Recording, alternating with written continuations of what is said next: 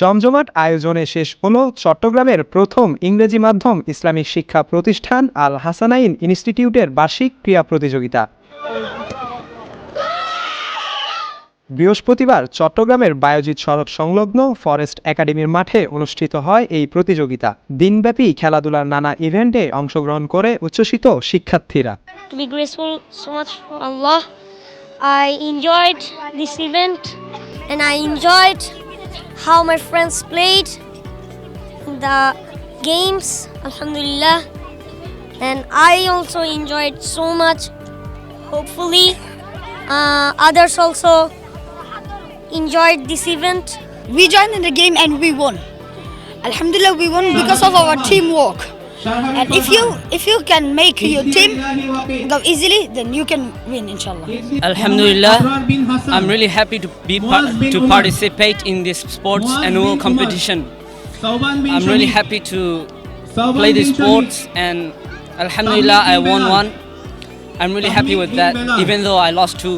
I'm feeling proud that I can win also one kind of sports that is tug of war. Medal পাইতে অনেক ভাল লাগে, পরিবার সবাই মাশাআল্লাহ বলে। এই ধরনের প্রতিযোগিতার আয়োজনে খুশি অভিভাবকরাও। আল হাসানাইনের প্রথম ইংলিশ মিডিয়াম মাদ্রাসা, বাচ্চাদের জন্য এরা অনেক কিছু করতেছে এবং আমরা এদের জন্য স্যাটিসফাইড এবং খুশি। আল হাসানাইনের প্রতি অনেক খুশি, আমার থেকে ভালো লাগতেছে। আমার বাচ্চারা যেখানে অংশগ্রহণ করছে, কয়েকটা অ্যাওয়ার্ড দিচ্ছে, খুব ভালো লাগতেছে। আল হাসানের প্রতি অনেক কৃতজ্ঞ, ধন্যবাদ।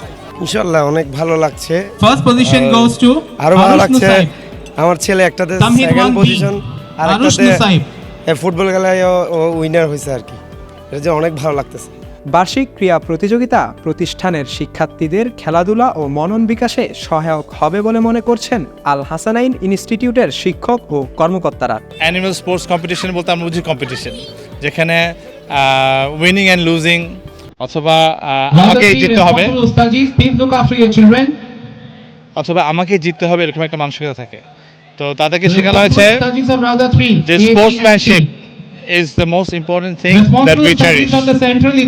তারা খেলবেন, নিজেদের ইন্ডিভিজুয়াল ইভেন্টগুলোকে ওরা চেষ্টা করবেন যে যেন জিততে পারেন, কিন্তু সেই সাথে তাদের যে কলিগসরা আছে, তাদের যে ফেলো স্টুডেন্টস আছে, তাদেরকে তারা দেখে রাখবেন with respect and cooperation.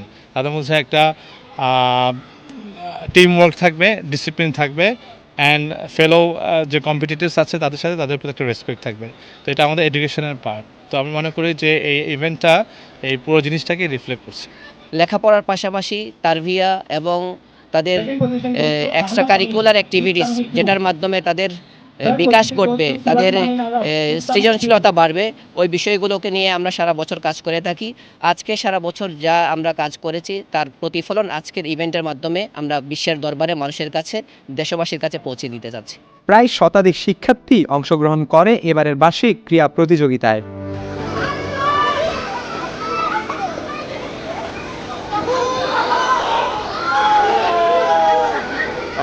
Mahmudul Ashik, N sports.